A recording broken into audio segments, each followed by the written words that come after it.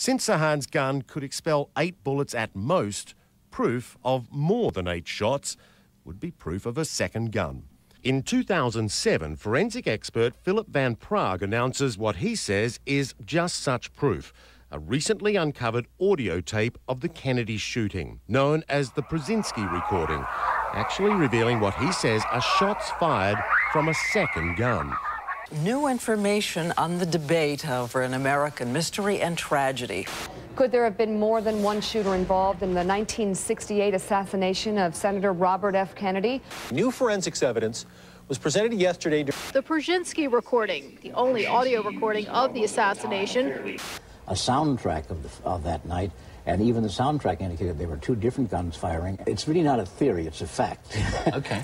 Now, to be sure, many people still believe the official findings of a lone gunman, but many others believe that there is evidence of a second shooter. Now, why did it take nearly 4 decades for this new audio evidence to emerge? And how did the audio engineer Philip Van Praag obtain this tape that he claims is proof of a second gun? Well, it turns out that Van Praag got the recording through one of our senior writers here at CNN. And that's the backstory. The Brzezinski recording was uncovered on May 31st, I believe, of 2004 by an American journalist, Brad Johnson, who is a senior news writer with CNN International in Atlanta. This was a recording that I had accessed from the California State Archives.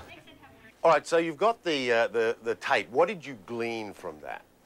When I listened to it, the recording featured Senator Kennedy's victory speech.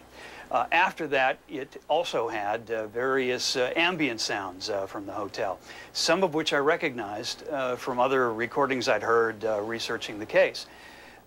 Suddenly, I heard something that was not on the other recordings, followed by a woman's scream.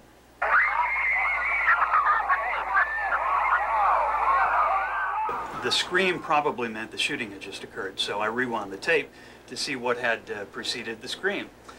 And I definitely heard something that was not on the other recordings. Rapid pop sounds. I knew that these must be the actual gunshots from the Kennedy shooting. This was the real thing. There was actually gunshots on a tape when Bobby Kennedy was shot. And I heard distinctly the first time I listened 7 shots, maybe 8. I listened a second time and heard 8 shots. The shots come so quickly that it took me a while, but eventually I heard 8 rapidly fired shots. The police say that there were 8. The gun that Sirhan had was capable of firing 8 shots. So, okay, there's your 8 shots. It was clear to me that these audible shots might not be all the shots that were fired in the kitchen pantry. The most frequent shooting pattern that was mentioned by witnesses was 2 shots, then a pause, then a string of rapidly fired shots. Now, all I was hearing in the recording was 8 rapidly fired shots. So where are the first 2 shots apparently preceding this string of 8 shots? Could those first 2 shots be there somewhere in the recording, just simply inaudible to the naked ear? Could they be picked up with sophisticated equipment? It was obvious that I had to get this recording analyzed. There was no question about it. So I went to 2 audio experts and had that done.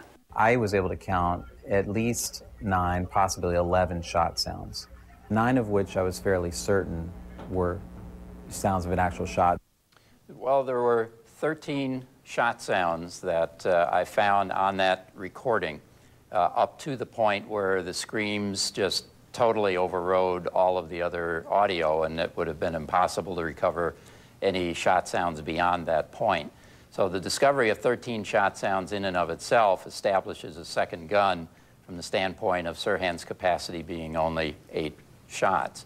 One audio expert found 9 to 11 shots, the other 13, but both found more than the maximum 8 shots that Sirhan could have fired with his one and only gun, which he had no opportunity to reload. But the Van Praag analysis of the Brzezinski recording goes even farther, beyond number of shots to intervals between shots. The second discovery was the presence of 2 double shot instances, and that is 2 shots that occur so closely together as to preclude the possibility of having come from a single weapon. The Van Prague analysis concludes that the Brzezinski recording is authentic, that these 13 sounds are gunshots, not balloons bursting or ricochets or echoes or other things, that they came from two separate guns firing nearly simultaneously in less than 6 seconds. And these double shots, this virtual overlap, was mentioned that night by some witnesses who apparently perceived the significance. It's a very quick string of shots that just sounded very close together. It sounded to me that the progression of shots was too rapid to be simply one person. But they all went off with a staccato burst, and it was almost like rapid fire. The guy must have just squeezed them off as fast as he possibly could. And if there were two people, that would account for the seemingly sequence of shots. It's very clear that there were witnesses that suspected that there was a second gunman in that room, the very thing that the Brzezinski recording now confirms. The discovery of the Brzezinski tape recording is the most significant event in the investigation of Robert Kennedy murder, and I believe will break the case. You know, at the end there, you were hearing the voice of Paul Schrade speaking. He was actually a friend of Bobby Kennedy's and was also shot that night 41 years ago. Now, due in large part to the evidence in that Brzezinski recording, Schrade and a team of lawyers are putting pressure on, pushing for a new official investigation into the RFK shooting. Should be interesting to follow that. Well, tell us what you think